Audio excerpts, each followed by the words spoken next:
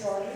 My name is Bob Simons, I'm the president of the Montana World Affairs Council, who is sponsoring this event tonight. I'd like to thank our interns who entered into the building. Without their assistance, we wouldn't be able to put these type of events together. I'd like to thank Aubrey Lyons, our executive director, who puts in countless hours to make these things possible. I don't know if many of you have been to previous council-sponsored events, but we've done over 160 events since our inception, over a decade ago. So, in our effort to continue to bring topical issues to Missoula and to the state of Montana, I think you folks are going to enjoy very much tonight our speaker. I'd like to introduce at this time a Vorgetts teacher, John Marks, who will be introducing our speaker tonight. I want to thank everybody for coming. It's very satisfying to see so many students here because you are the future.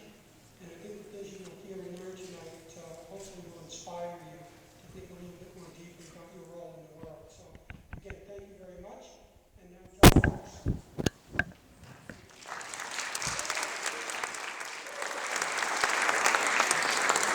Good evening, everybody. I'd also like to welcome you to Hellgate tonight. Fatima Vorgetts grew up in Afghanistan, where she was involved in early women's rights movements in that country. She's a chemist by training. She's chosen to become involved with educational programs for women. In her career, she's addressed the United Nations, traveled widely to speak at conferences, universities, and appeared on TV and radio stations, including the BBC and NPR. Ms. Vorgetts currently is on the advisory board for Women for Afghan Women and is the director of the Afghan Women's Fund and an honorary member of the Afghanistan Organization for Human Rights and Environmental Protection. She's a co-founder of the Humanitarian Organization for Orphans and Widows of Afghanistan. Fatima is a winner of the Lifetime Achievement Award for Extraordinary Contribution to Peace and Justice awarded by the Anne Arundel Peace Action Organization. She has also been awarded the Human Rights Community Award by the UN Association. Fatima has arranged for the shipment of containers, supplies, and electrical generators to Afghanistan. In her trips to Afghanistan, she has opened new schools for girls and began literacy classes for women. She has created income-generating projects for widows to help them become self-sufficient. The empowerment of women is Ms. Vorgetts' mission. She has dedicated her life to this cause. I'm honored and pleased to welcome Fatima Vorgetts to Missoula, Montana World Affairs Council, and Hellgate High School.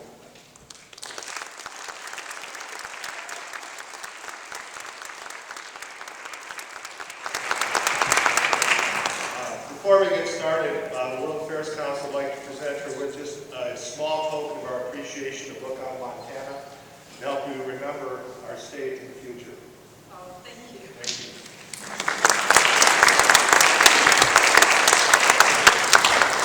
Thank you. How can I forget Montana? The mountains are like Afghanistan, the sky is white like Afghanistan, and really, I love it. Thank you very much for having me here, and thank you for coming to listen to the story of Afghanistan. I know that a native of Montana works in Afghanistan, and I'm sure that brought a lot of attention to Afghanistan and Montana. When they told me that to come to Montana, I said, Montana? Oh my God, I don't know. It's so far away. But then, when I heard about the work and activities going on here, the work that, you people do here, it really made me very happy and proud to come here among friends to talk about Afghanistan. I'm sure a lot of you know what is going on in Afghanistan from Greg Mortensen, from the book, and because he is from Montana, probably, talk to him a lot when you heard him speak about Afghanistan. I would like to talk about the women's situation in Afghanistan, and I would like to tell you what can we do to help the women in Afghanistan. As a women's rights activist and also as a peace activist, I have worked all my life to improve the rights of women in Afghanistan. I have started when I was 10 years old when kids were playing with Barbie. I started my first literacy class there in Afghanistan to teach women how to read and write, because I thought then and believed then and still believe that education is a must for success. Education is a must for empowerment. And that is why I am working day and night. I have dedicated my life to help women to have a better life and start with education.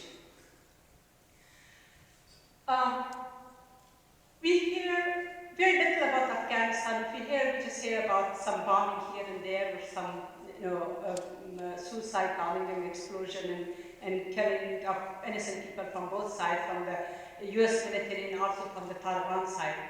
But then, when you talk about the women of Afghanistan, a lot of people think that, they imagine the women in burqa, these blue burqa women who are underneath of those burqa, those women don't know anything about the outside world, and they are not educated, and they live for years and years like that.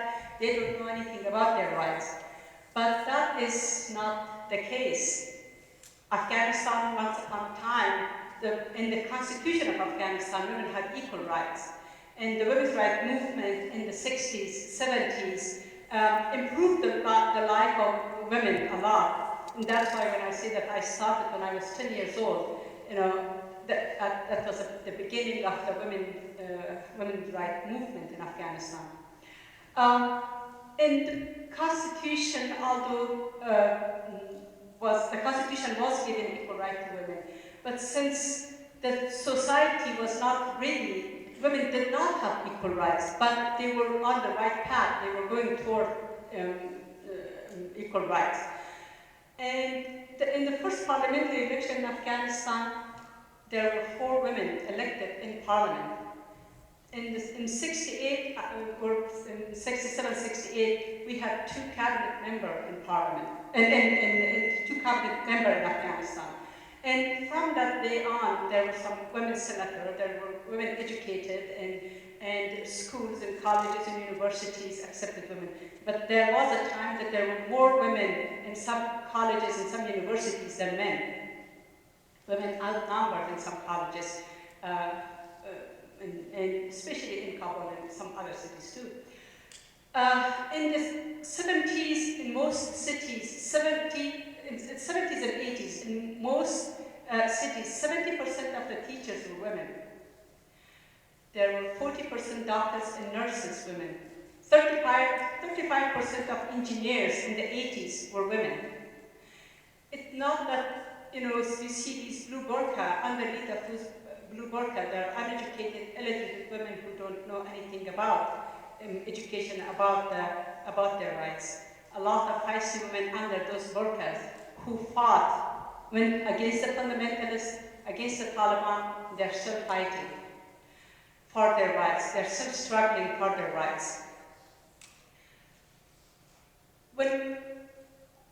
After 9/11, when we invaded Afghanistan, when the US went and invaded Afghanistan, and one of the reasons was for the invasion that we would go and liberate the women of Afghanistan.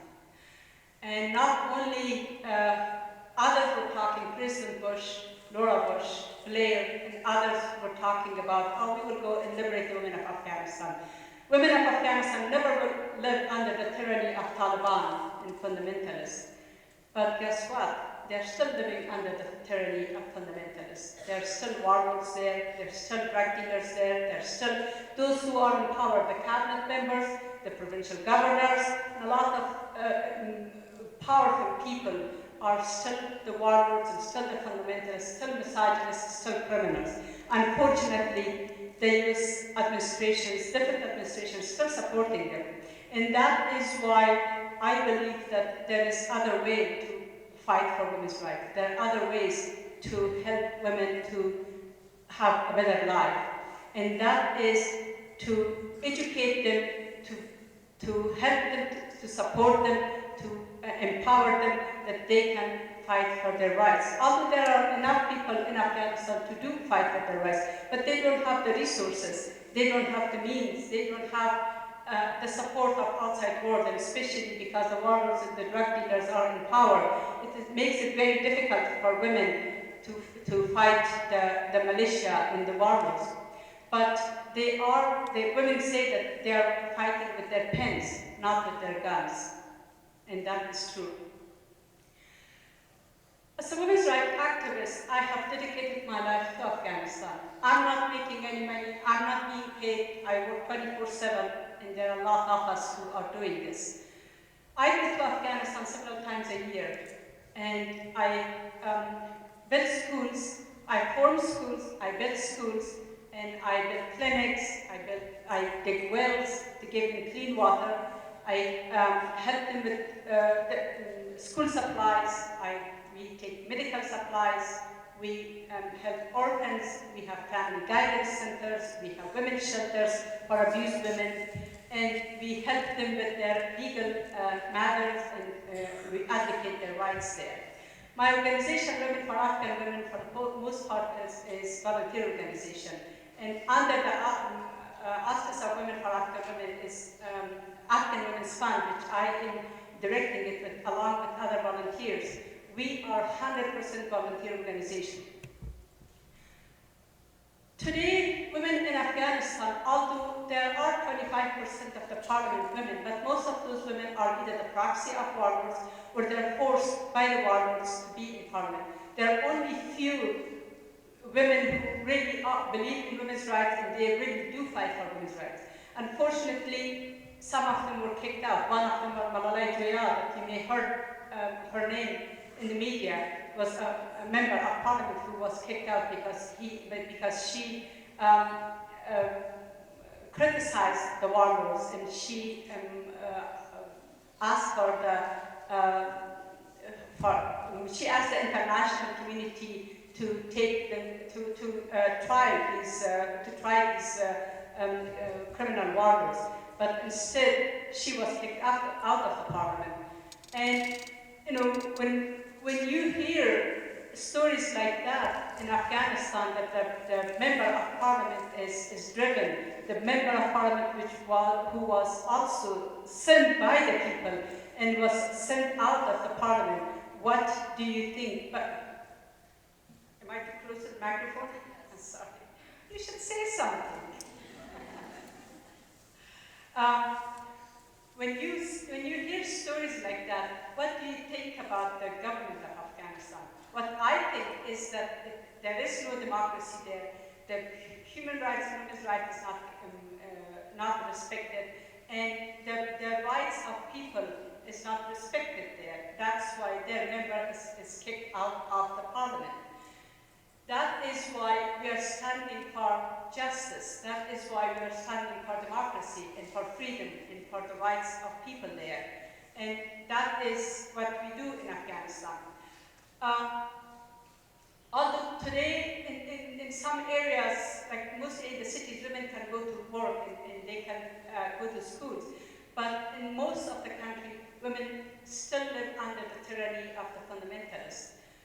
Women still are abused, women still are forced to marriages, and women still are put in jail for the crimes that they have not committed, or the crime is running away from abusive family, abusive marriage, or abusive situation, or forced marriages. And then they're put in jail. Sometimes women raise their children in jail. And then, you know, what we do, we build residence for these women and for the children of these women, and we hire attorneys for the women to get out of jail, and then we build also shelters for them, that they can come to our shelter and they can have some education and some skills that they can, once they are back in the society, they can take care of themselves and their families. Although the situation, I mean, the picture that I'm drawing here for you is very grim for women. You know, you just think that it's hopeless. But it is not. You know, although our government does not do very much, or the Afghan government is corrupt, they don't do very much. But there are organizations who are working very hard in Afghanistan. And of course, one is Greg Mortensen, who is working very hard. Although he works for men and women, but organizations who are working very hard for women. One is our organization. And like our organization, there are a lot who work there to improve the lives of people there, and especially women. And often when I go to places, people ask me, what can we do to change that life of people there? What is our duty? What is our responsibility? What can we do to help? And after I show you some pictures, then I can tell you what can we do there in Afghanistan to help. But let me show you some pictures, and then we can talk a little more about what is going on there. And then the pictures will tell you what the situation is. If you go to Afghanistan, because of the war, in 30 years of war, Afghanistan is all destroyed. We have 2 Afghans here that they can attest to it. You go for miles and miles, villages and country is destroyed. Some by the bombing of Russia, which that was not very much, but then the civil war destroyed so much of the country. The war, the fundamentalists who fought against the people of Afghanistan and against the women of Afghanistan. They destroyed the villages, and now the bombing of the US, most villages that you see are destroyed like this. But look at this picture and keep this in mind, and then I'll show you another picture, at the very end that will, you will see this very area, and another picture that the changes in the transformation was done in this village. Then we go to these villages and we help the people having, the first thing that we do, help them to have clean water and have education. We opened literacy classes in this village. There was not much of a village. Most of the village was like this. But we helped some people to get, some bricks and some rubble. From the pieces of the rubble, they built a few homes there and a few buildings. And then we started to work in the village, in some of the villages. But this is one example that I'm giving you. See, this is another part of this village that we reformed schools. Most of the schools were in the open, or some of them were under the tent. See this tent, even the tent is not a very nice looking tent. It is mostly torn, and it's an old one that students study underneath of the tent. Afghanistan, the 30 years of war destroyed Afghanistan so much that 80% of the schools are destroyed, and most of the schools are girls' schools. This is one of the schools that we formed in Herat, in Injil Herat. We have a Herati friend here that he would know which area I'm talking about. This school was formed in 2002 with 150 girls. And here is another part of the school that is under the tent. And sometimes we rent people's homes, people's basement to form a school. Can you turn on some lights here? Do you see okay? Okay, well, then I don't complain. I know what I see. Sometimes the schools are, you can see that this is just in the open. Imagine 100 degrees in September, August. Imagine February, cold. These kids are studying outside. Even November is very cold in Afghanistan. These kids are studying outside. They did not have anything. Actually, they were just sitting on the ground, on the raw ground. And I got them these carpets. They say that this is one of the luckiest day that they had at least some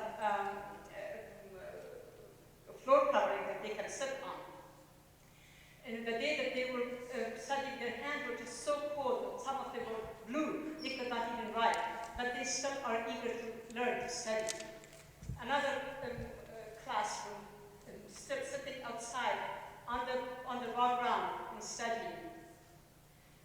See, this is our Vorgetts bus. And we use that as our school. You could see that, well, they told me to use this. I don't know how to do it. Anyway, I can't find the pointing. Whatever. See the red there in the bus? That is their book bag. And the kids are studying. At least they say that when it rains very hard, they won't get too wet. But this is one of our schools. And finally, I did build this school. And you see these kids without shoes. This is a school in Afghan that I'm hoping to raise money for them that when I go in April, I'll build this school. These kids come 3-4 kilometers walking to school with no shoes on. But what they're holding, they're holding a peace sign. And they say that they want peace in Afghanistan. And then I get together with the villagers. You see, I'm the only one, I'm the only woman among 50 men. Some of them are bearded men. When you see these pictures in CNN or Fox or other TV channels, you think that, oh, these bearded men with the turban, they are on the Taliban. But believe me, some of them are my supporters. Some of them call themselves feminists. Some of them call themselves women's rights activists. But they are the one who I talk to, and we bring schools and educations and literacy classes and vocational training for women, and they are supporting us and they are protecting me when I go from places to places. Here again, with those men sitting, eating watermelon and melon, which is Afghanistan has the best melon in the world. And I was eating that and talking to them about education and about helping the village. And here again, see these men, a couple of them are teachers and the rest of them are volunteers who are helping me with the education of women. We have this idea of these men are against education and they all have bonds under their turbans or under their clothes hidden. And then when we go somewhere, they will be blowing themselves up. But that is not the case. These are the people who are working very hard to bring education for women to their villages.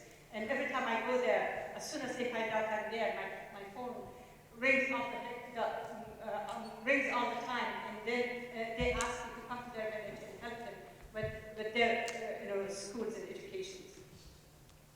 See, then I had a meeting with the girls and the parents and to talk to them about building a school. And then here, when we started the school, this is again in Jil Herat, when we started the school. For the very girls that you saw under the tent, this is the school that we started in 2006. At April of 2007, the school was completely finished and we dedicated the school. And this is part of the school which the landscaping was not done yet. And here, this is what became of that school. The very girls who were sitting under the tent, on the ground, they did not have any furniture, they did not have any running water, they did not have electricity. Now they have electricity, clean water here, they have computer classes, they have furniture. And the building that we do is not some, just putting some clay and mud together and build. These are very strong and well-built schools that you can see. Yeah, I'm sorry about a few of those pictures.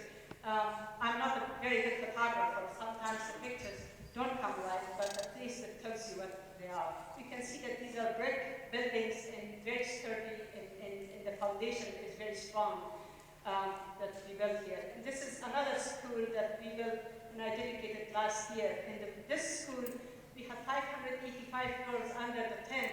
Now we have 1,200 in this school. When I dedicated the school last year, we had 600. But then, a few months later,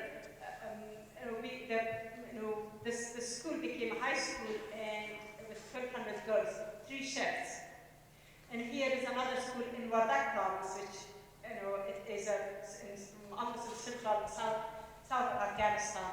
That the villagers helped donated the land, and I built the school. And here, when we dedicated the school, you can see these very beautiful men who came there and helped me with the dedication of school. And putting furniture together. When we bought the furniture, men came to put furniture together for them. And then the school is being used in the evening for literacy classes. All these women who are wearing burqa, actually these women under the burqa, they are feisty women who fight for their rights. They want to have education. They want to have a better future. Often they tell me that I'm blind. A woman would tell me that I'm blind, meaning I cannot read and write. But she said that I don't want my daughter to be blind. I want my daughter to have education. Once we build schools, the women also come in the evening and learn how to read and write. And men come also to support us. This is the day that men came for the support of the school. They wanted me to know that they are doing everything in their power to protect the school and support the school. And here the girls who are now having computers. And then we bought computers for other schools also. And then the women come and learn how to sew and how to do embroidery and even carpet weaving, making jewelry, some of the stuff that you see here, made by these women. There are some silk scarves that you see on the table are made by these looms. This is one of our women co-ops in Zindajan, Iraq. The reason I'm using this name because we have an Afghan friend who is from the area. He would know what I'm talking about, which area. These women are raising the silkworm, and then they make the silk, and then they dye it there, and then they make scarves and other fabric there, silk fabrics there. And then sometimes we sell them, or they sell them in the market themselves to put food on the table for themselves. And some of the other embroidered items that they learn to make in different. And here is another of our women co-op. This is one of the very successful women co-op that we started in 2002 or 3. And then now it is very big. They have over 500 members there. We give school supplies. A lot of the time, family cannot afford to send their kids to school because they cannot afford the school supplies. And then, even if they can afford it, they will give the school supplies. They will send their boys to school because they think that boys' education is more important than girls' education. And then we buy 50 kilograms of bags of school supplies for them, like several hundred. These dozen of the school supplies for the students that they would have that the parents won't have any excuse not to send them to school. This picture, I love this picture because these are siblings. They're 18 months apart. You can see that they have only one shawl to share. We have some students here, and I can ask you that how many jackets and how many shawls and how many scarves do you have in your closet? I bet you that some of you know that some of you don't even know that how many jackets do you have there because you have so many. But these siblings have only one shawl to share, and they come to school wrapped up in one shawl. One day, one brother will take the shawl to his class, and the next day, then the other brother will take the shawl to the class. I asked them if this is any problem. The older brother said, no problem, we have to share a shawl. And the younger brother said, yeah, there is a problem. And I said, what is the problem? He said, when we run from school to home and home back to school, boys always run, said that, because he's faster than I am, the younger one said, because he's faster than I am, he's taking the shawl away from me. And then that's the time that I freeze and I'm cold. And, this is the only time that I have problem. And I felt like if this is the only time that he has problem, he's, one lucky guy. And they are still coming to school. They still want to learn. And one wants to be a doctor, the other wants to be an engineer.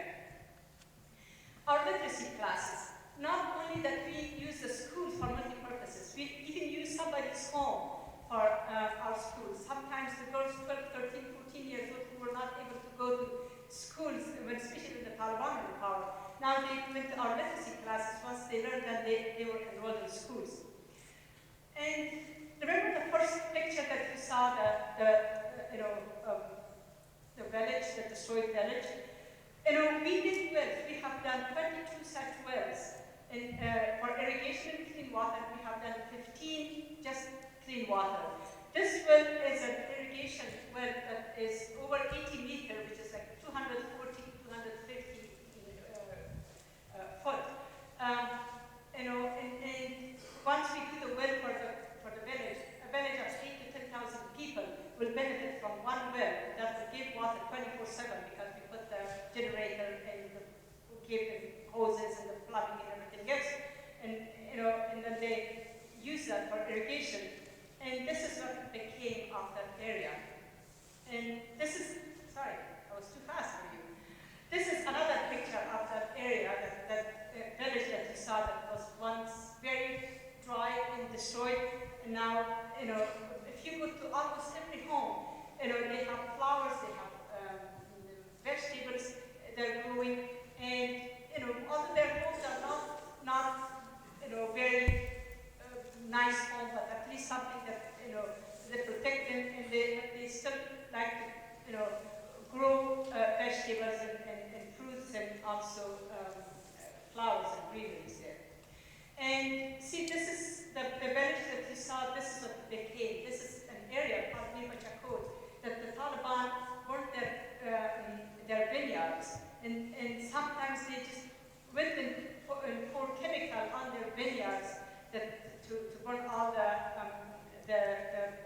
grapevines, the vines. And then, when I went there, I helped them to buy more vines, and also we dug the well, and then, this guy was showing, after a couple of years, he was showing me the grapes. And this guy became my volunteer, who is helping me now in going to very rural areas, faraway areas, to help me with my mission. We also gave goats and we gave chickens to some families to just put food on the table, to sell the milk and make cheese and stuff, to put food on the table. The widows we gave goats to. Even in the winter, Kabul is very cold. You can see that I was very cold and wrapped in several layers. We were giving blankets to a lot of families who live in poverty, for the winter. You can see that that building is a government. It was a government building that you could see the bullets, the holes there, and they did not have any door, no windows. They were just hanging some kind of fabric there. They call it patoon, to just use to protect their homes, to insulate their homes. Sorry, I think these pictures are a little bit messed up. Okay, this is the hard part. We talked about the women's rights. We talked about what is going on in Afghanistan. Self-immolation is very big in Afghanistan. And again, Iraq is one of the areas that self-immolation is so skyrocketing. Last year, 135 reported self-immolation. And there are a lot of unreported self-immolation that nobody knows about them. And the family just hides it because of the shame and because of the government and because of others. Sometimes mothers, they will burn themselves and burn their daughters too because they feel like there is no hope for them, there is no future for them, and because they say that I suffered so much, I don't want my daughter to suffer like this, and then they burn, herself in the daughter too. And what I do in Afghanistan for these women, this woman, her ears were chopped off and her nose was too, and we helped them to pay for the surgery to take care of her. And that was also done in the western province of Afghanistan. The reason I'm doing, the work that I'm doing is because I don't want the women of Afghanistan to end up like this one, or the one that you saw before, or this one. My job is, of course, it's a challenge, it's an important job, but this is something that I am not doing it alone. I'm doing it with the help of women and men in this country and all over the world. I go around the country and talk about the situation in Afghanistan, and I tell them what I do, and I want their support, and I would like your support too. If you really want to help Afghanistan, if you want to work for peace there, because if we don't have peace in that corner of the world, we won't have peace here. Always think about that the world is such a small place now, that, if we forget a part of the world, if we neglect a part of the world, being Afghanistan, Angola, Sudan, any corner of the world that before we thought that, oh, it's there, it's them, it would not affect us. It's not them anymore, it is us, because the world became such a small place now with the technology, with the internet, with everything that we have today. The world is such a small place that anything happen in one corner of the world, it will hurt us here. It will come and haunt us back here. There is a poem in the Reed. It says that the human being are like one body. If one part of the body is hurting, the whole body is uncomfortable. The whole body is hurting. And that is very true. If we really want to work for peace, we should work for peace there. If we really want peace in this country, we should work for peace there. I don't care where the there is. There is in Africa, there is in Central Asia, there is wherever the there is, work for peace there. And Afghanistan is one place that have not seen peace for over 3 decades. And especially because we are involved in Afghanistan, because we have sent our military there. because our boys and girls are fighting there, because our tax money is going there, because every soldier costs us $1 million, because our kids are dying there, 18, 19, 20 years old kids who don't know why are we there. They are dying there. We should work for peace. We should work to bring justice to the country like Afghanistan, because we are already involved. Our military is already involved. You know, the people should be involved to change the lives of people there. You know, even the U.S. military says, the UN says, that those who are fighting with the Taliban, only between 10 to 15% of them are the real ideological Taliban. The rest of them are people who are angry because of the occupation. They are angry because we throw bombs on them or on their relatives or their village or on their neighbors, or they don't have jobs, Taliban are paying them, or they have nothing else to do, the Taliban recruits them.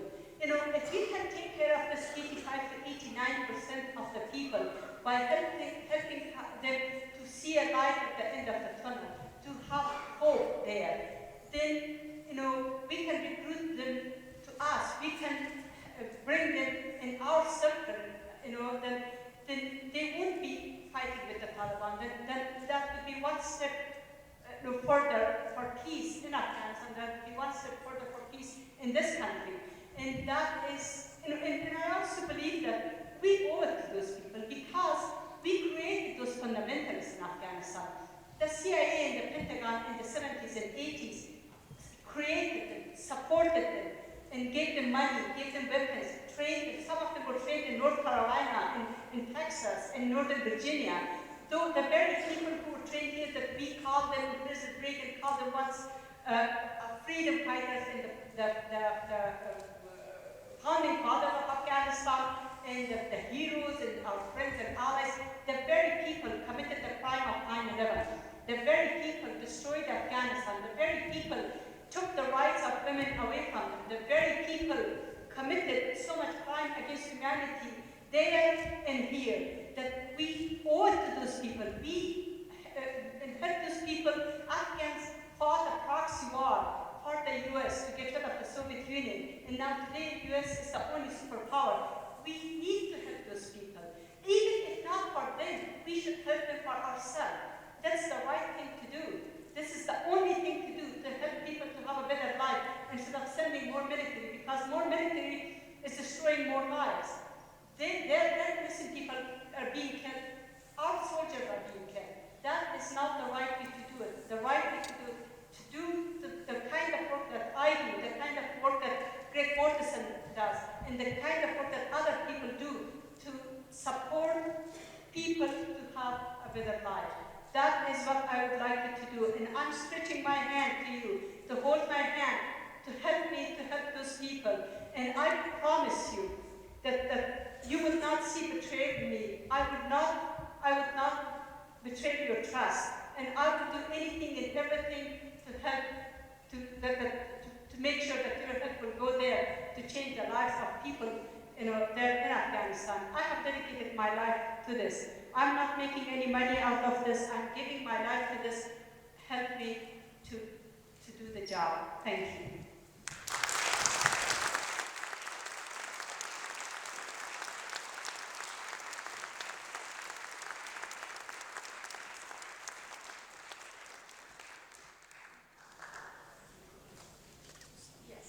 We'd like to take some questions at this time. Has Prime Minister Karzai done anything to help the women's rights movement? He's a president. Karzai is surrounded by the warlords. Also, again, the Constitution gave equal rights to women. But if there are warlords and drug dealers and misogynists, criminals who raped and abducted women, and they are against women's rights, they are in power. How can we have equal rights, and how can we have women's rights there? No, they have not done much to help. Instead, he will deal with those who are against women's rights.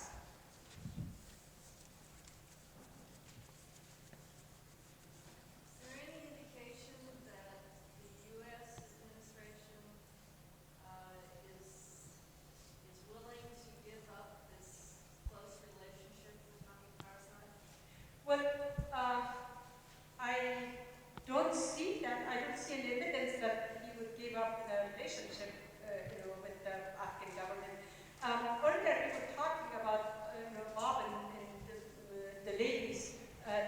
talking about that. And what we should do, we should stop supporting the warlords there in Afghanistan. Once we stop supporting them, they would not have that much power. And also they have militia. We should collect the weapons from them and bring people who are peaceful, clean, honest, decent people there. And there are plenty of Afghans who are educated, who are clean, decent, honest people who would not be corrupt, who are not fanatics, who are not using religion, and they are not criminals. And then they can do the job. They can do the job much better than those criminals who are in power. But so far, I don't see any evidence that we have stopped them. No.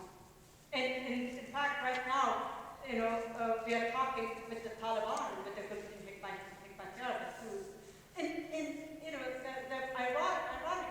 the irony is that they are in the list of the terrorist list. Hikmat and the Taliban, they are both in the terrorist list, but we still are going and talking to them to bring them back, to bring peace to Afghanistan. That is not, we are just bringing those warlords back to power.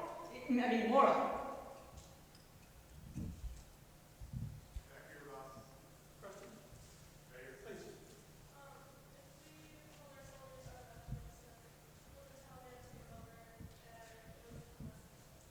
Well, the people who are in power today, most of them are Taliban-like people. I always say that, the Mujahideen and Taliban, they have the same, ideology. They come from the same school of thought. But they don't have the long beard that Taliban have. They just strip their beard and now call themselves, Mujahideen, and they are acting as freedom lover and Democrat or bringing democracy. They are the same kind of people. The Supreme Court in Afghanistan, most of the judges there, most of the governors there, a big portion of the cabinet, they are people who are fundamentalists, they are the Taliban-like people. And we think that if the US leave Afghanistan, the Taliban will come, they are already there. Marjan is I don't know if you heard about that. A few weeks ago, there was a big operation in Marjan. There are 3,500 people in Marjan. There are 50,000 troops we sent to Marjan. And Marjan is like no man's land. It's like nothing there. There's no city there. There's a village that we went there and then, we did, bomb that area. And, a lot of innocent people were killed there.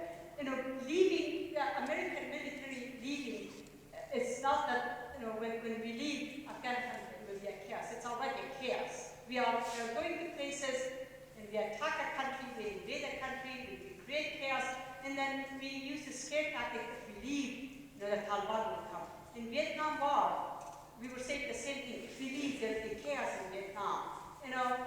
There's a chaos now, there will be chaos later. Why are we, killing innocent people there, and our soldiers are also, there's a loss of life, among our soldiers too. And why are we doing it? And what for? Why are we getting in Afghanistan to begin with? If we really are fighting against terrorism, why didn't we? Instead, the Taliban, which when we first went there, you see that there are a few hundred Talibans there. But today we have over 36,000 people who are fighting with the Taliban because of the policy that we took there. It was not the correct policy. And it's not that if we leave there, the Taliban will come to power. They are already there. How can we participate in helping your cause? Like, how would we do? Great question. Now you are talking. Okay, you can volunteer, you can do fundraisers. One of the things that I really would like to do, and somehow I think I'm successful in it, I would like to go to different communities that the community adopt one of my villages in Afghanistan. And then they raise money by doing, digging a well for clean water and for irrigation. And then after that, you will see the changes in the community, in that village. Then help me build a village, village clinic there. And then help me build a school there. Then in a year to 2 years, you will see the transformation in that area. And then it will tell you that war is not way to go about it. Is only if you help people, that is the way to go. And then you will see the changes, the dramatic changes right away. That is one thing. Another thing that I would like to see, that to find schools would sponsor one of my schools there, or any schools.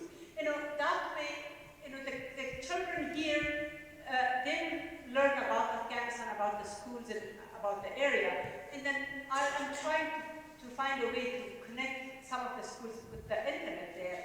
And, and then you'll be raising money at least for the school supplies. But $15 to $20, that would pay for school supplies for a whole semester for one person.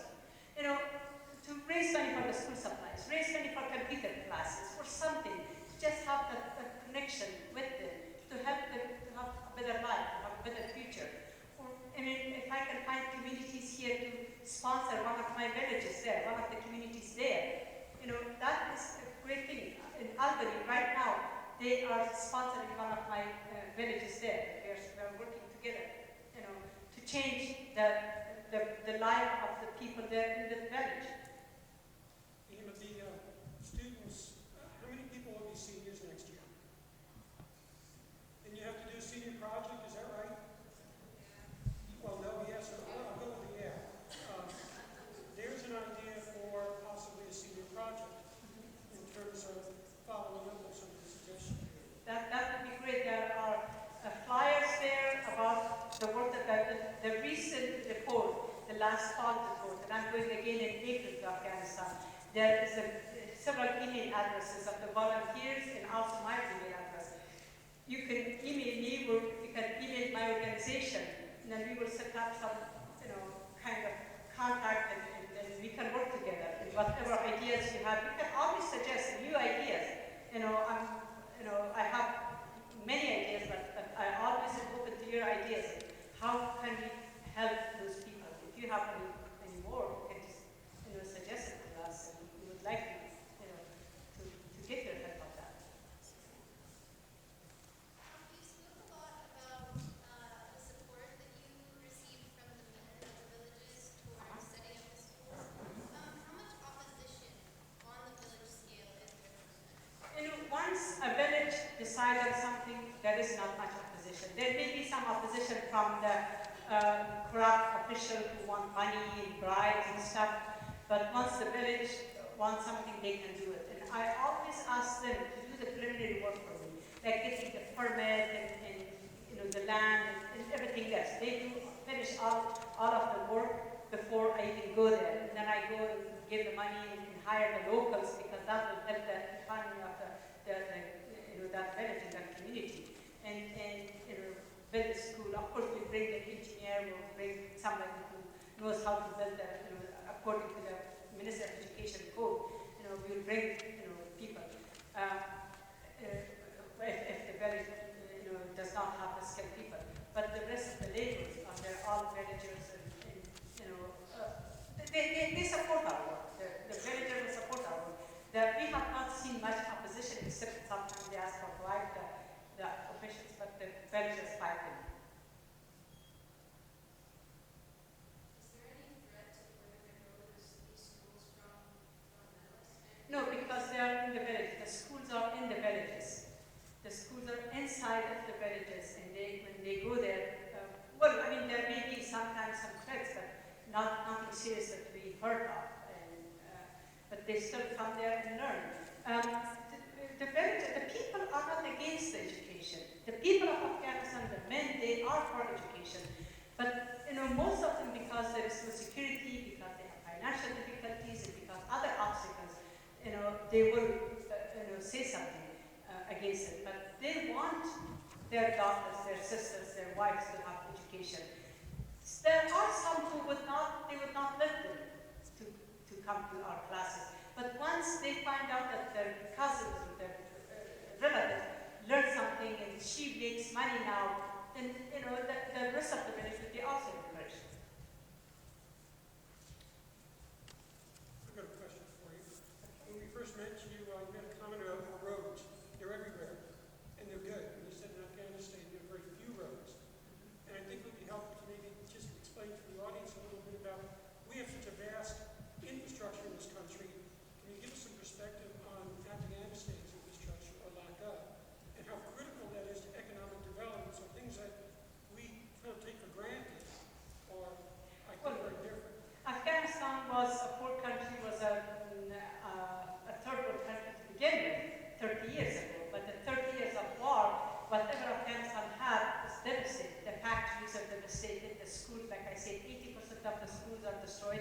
The universities were destroyed, the buildings were destroyed, the roads were destroyed, and also if there is no maintenance, they neglect it. Even if you don't destroy them, they will get destroyed. And also, because of the war, a lot of, more than half of the population of the country did not have much chance to be educated. Even those who had, the men who had, because the schools were destroyed and because the teachers were not, 70% of the teachers were women, they were not able to teach anymore.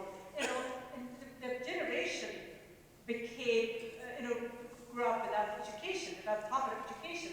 That also hurt the economy, hurt the infrastructure, but also the infrastructure was destroyed. In 30 years, in other countries were building and going forward, Afghanistan was destroyed and bombed and destroyed and bombed. And, one war and one invasion, another invasion, and that is why Afghanistan is in the rank of almost the lowest country when it comes to the economy and the infrastructure in the world. The roads are very bad. When I think here, and I see that Montana is just like Afghanistan, the roads are, of course, 1,000 times better here than in Afghanistan. And this is something that we can do. Like the money that goes to spend in the military. Think about it. 30,000 more troops go to Afghanistan. 1 million for each troop. That is what? 30 million? But $30 billion we gave me a quarter of it. I'll build many, many villages for you.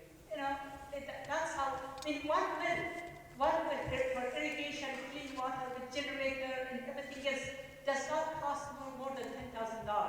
And that will give water for 10,000 people for life, clean water and water for irrigation.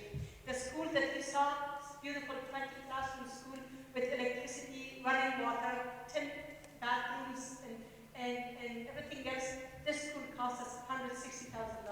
That's all it costs us. The school that I'm building, I'm trying to build in Lahman for 1,500 girls, that cost me $160,000. And I raised part of it. And if anybody has a part change to give me, I need another $30,000 at the end of, at mid-April to build the school. If anybody has that $30,000, I'd appreciate to take it and build the school.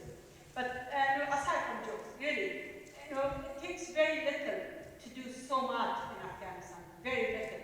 We pay our teachers, our literacy class teachers, $50 a month, 600. Only 3 of them who come from far away, we pay more. Only $50 a month. That's what we pay our teachers. Of course, we gave some food supplies for her children, and sometimes we gave cooking oils, and sometimes we gave sugars and stuff like this when we help them. That will help. But that's what we do, and that is nothing. $600 a year for a teacher's salary. I mean, literacy class teacher salary, or we pay $100 to $200 for a trainer who would come and train women how to sew, and that is nothing. But in 6 months, 40 women learn how to sew and how to do embroidery, how to do like carpet weaving or how to do jewelry making, and then they learn something. You help a woman, you help a whole family, you help a whole community, and usually women use their money for their family. They use for their children, for their family, for their community. That is why I'm concentrating on women very much. So if we do take our military out and say you give this money to build all these schools and all these different things, who says the Taliban won't just come in and let's say just destroy it? They come to regulate their law. They don't like what they see. Would they pretty much destroy what you already built? Well, first of all, even today that we have the military, the Taliban, that's a question that the other lady asked. The military is there for the Taliban. The Taliban are there, the Taliban have the shadow government in almost every city in Afghanistan. If you read, of course, the video here, we can't talk about it, but there are several sites that I can give you that you can read about it. The Taliban have shadow governments in a lot of areas in Afghanistan, and they're still in power. Even those who are in power today in the Karzai government, some of them are the Taliban kind of people. If we leave today, if we take our militaries out, The Afghan people don't like the Taliban. They would sort out. They would respond to the Taliban. But right now, we go and bomb them. The Taliban go and bomb them. They are between the two enemies, and they're the victims of, between the two enemies. And again, as a peace activist, I'm against any military intervention there. I don't think the military is the answer. It's not. So you don't think if, like we did take our control, like Taliban eventually rise up again? Because those people have been in between these two conflicting, I guess,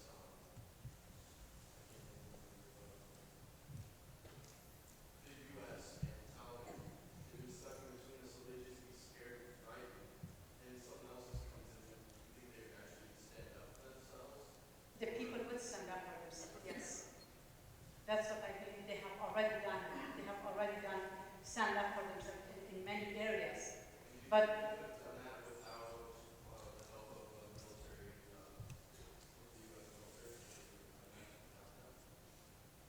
do you think that the U.S. military is there to help the Afghans?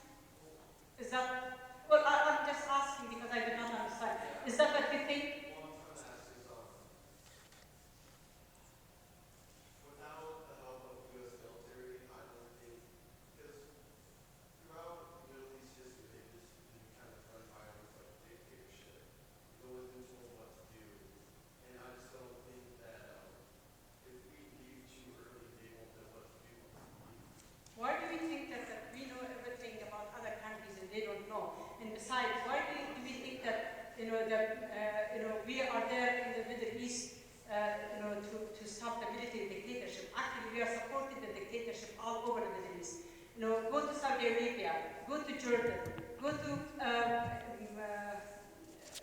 Egypt, and all these Gulf countries, and go to ask the Filipinos, go ask the Chile people, ask almost a lot of those countries that if we supported the dictators there or we supported the people there. We have supported the dictators many times.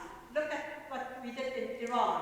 Look at what we do in Middle East. And right now we are supporting other dictators, those who are misogynists, criminals, those who are filling up their pockets. We are supporting them. The Saudis are supporting the Taliban. We are supporting the Saudis. It's like it's the circle. If we really are the chairman of democracy, we should first, not be in bed with those countries. Just because Saudi has oil, if we are in Afghanistan because 9/11 happened here, 15 out of 19 people who perpetrated the 9/11, they were Saudis. Why did we go bomb Saudis? Not that I'm I'm condemning any bombing. Not that. I'm not condoning any bombing anywhere. But if we were bombing those terrorists, then from Saudi, why didn't we do it there? We went to poor Afghanistan, bomb, Afghanistan because that was an easy target. I could find this in here. I do the work in Afghanistan, because the villagers are protected. You saw me with 50 men there in one village. Every village that I go, I first go to the mosque and talk to them. I'm the only woman, probably the first woman, who enter a mosque. We have two Afghans here that women usually don't go to mosque, but I go to mosque and talk to the mullahs. I bring the elders there and talk to them and tell them that that's what I would like to do.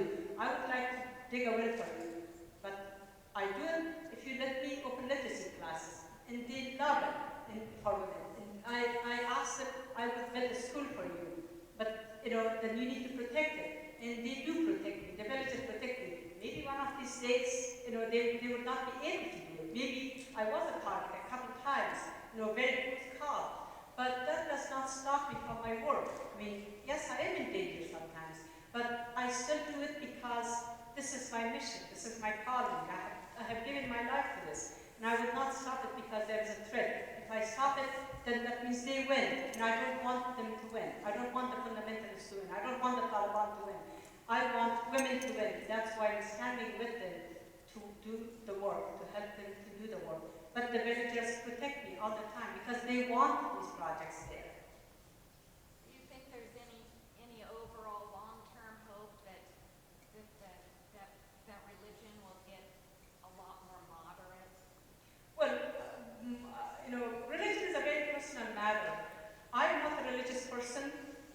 I was, I would still say that the religion should be separated from government and from politics.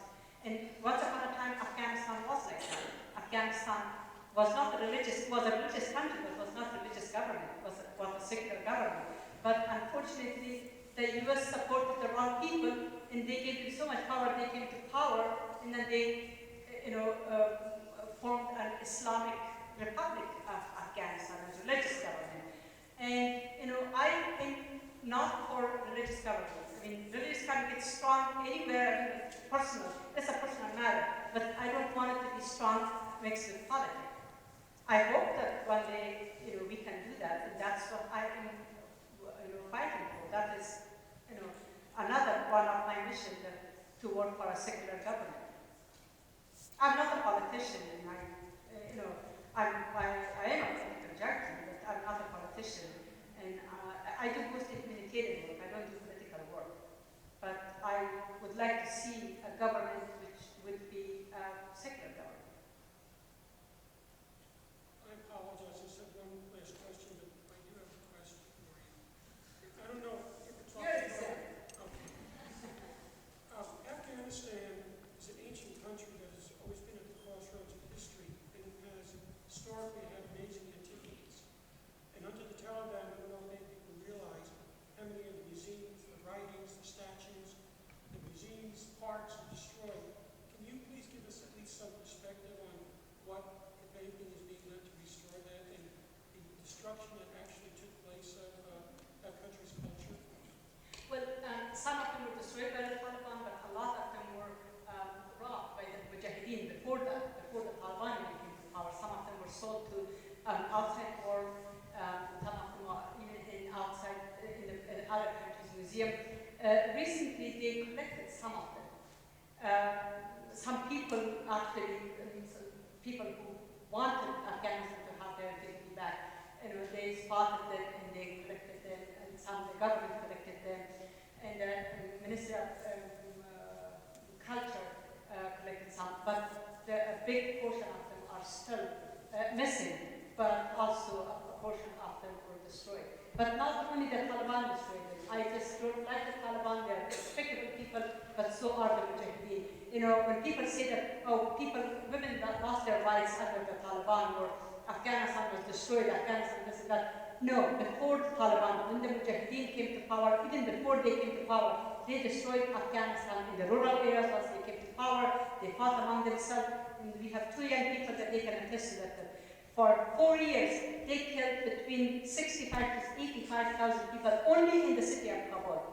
And they looted the country. Well, I want to thank you so very much. Thank you for having me. Please keep me in mind.